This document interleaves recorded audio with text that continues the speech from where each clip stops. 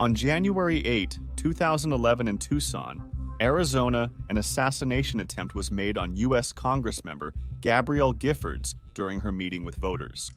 Giffords was ultimately shot in the head and rushed to the hospital in critical condition. But did she survive after that?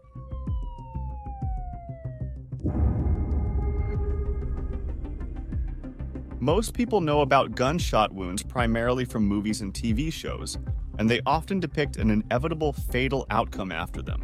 However, in some movies, the main characters somehow survive unscathed after a bullet hits their head, while others lose their memory and undergo a long course of rehabilitation. Is such a thing possible in real life? According to Dr. Keith Black, chairman of the neurosurgery department at Cedars-Sinai Medical Center, a person's chances of surviving a gunshot to the head depend on the areas of the brain affected, the speed of the bullet, and whether the bullet exits the brain. Dr. Black says if the bullet goes through both the right and left hemispheres of the brain, rather than being confined to one side, the risk of death multiplies compared to if the bullet had only gone through one hemisphere. The brain can to some extent survive the loss of one half, said Black. You can draw a parallel with a twin-engine plane that has lost one engine.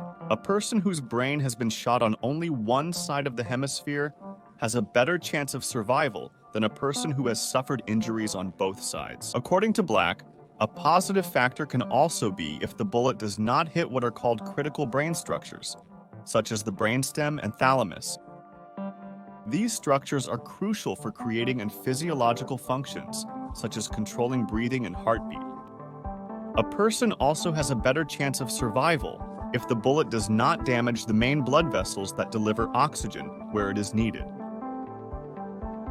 A bullet that does not hit the ventricles of the brain, cavities in the center filled with cerebrospinal fluid, also leaves a person a good chance of survival. If hit, these cavities can fill with blood, which will immediately lead to complications such as hydrocephalus, brain swelling, and in this case, doctors will have to work hard to save the victim's life. The speed of a bullet passing through the brain also matters. A high-speed bullet does more damage than a low-speed one, says Black.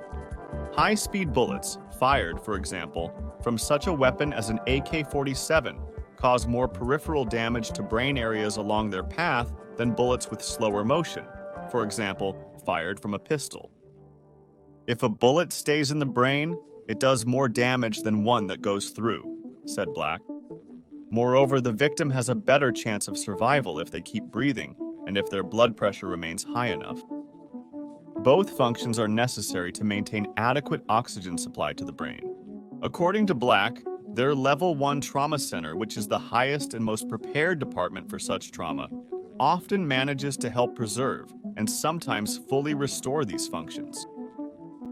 In the case of the injured congressman, the medical team treating Giffords removed part of her skull, and, as Dr. Black said, this allowed the brain to swell without compression.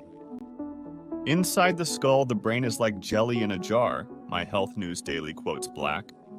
If it has nowhere to expand, the damage can be even greater. This restriction can hinder blood flow. Later, when the swelling subsides, the removed part of the skull is replaced. Swelling often peaks on the third day after such an injury, but sometimes doctors may wait up to several months to replace the bone. Also, when dealing with a gunshot wound, one must always consider that the bullet could have carried pathogens, so constant monitoring of the patient's condition is necessary to ensure there is no infection, and only then can the part of the skull be restored, says the doctor.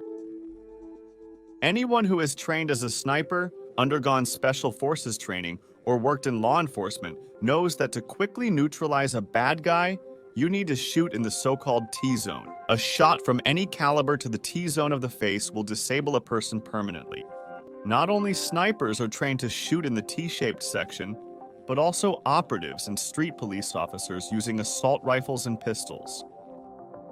One of the drawbacks of implementing such a shot is that it is extremely difficult to hit this area, and it requires years of practice. So in reality, only elite special forces soldiers undergo such a shot training, as such preparation requires huge budgets for ammunition. But why is the T-shaped zone deadly? The fact is that this T-shaped box covers the nose and eyes. These sensory organs don't actually matter in themselves. They just serve as the target area. What sets the T-zone apart from any other area is the part of the brain that is directly behind it, namely the hindbrain, which is responsible for the most important physiological processes. It contains the stem, which is responsible for the automatic functioning of the heart, lungs, and central nervous system. Now, it's not hard to guess that its damage causes a complete and irreversible disruption of the body's vital functions. And as it turned out, Congressman Giffords was very lucky that the person who shot her was not an elite special forces soldier or an experienced sniper. The bullet went straight through the skull and brain, entering and exiting on the left side of the head. For several days, Giffords was in intensive care under anesthesia, showing very weak signs of life. But she regained consciousness on January 9. On January 16, 2011, doctors disconnected Giffords from the ventilator as she was already able to move her arms and legs, and also tried to open her eyes.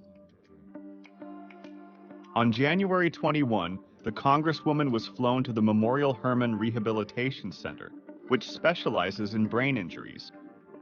On January 26, Giffords' condition improved to satisfactory. As Dr. Black recalls, the bullet also did not hit the area responsible for speech. Therefore, the fact that Giffords was talking to people after the injury showed that her brain was able to retain its functions, and this was a very good sign for her.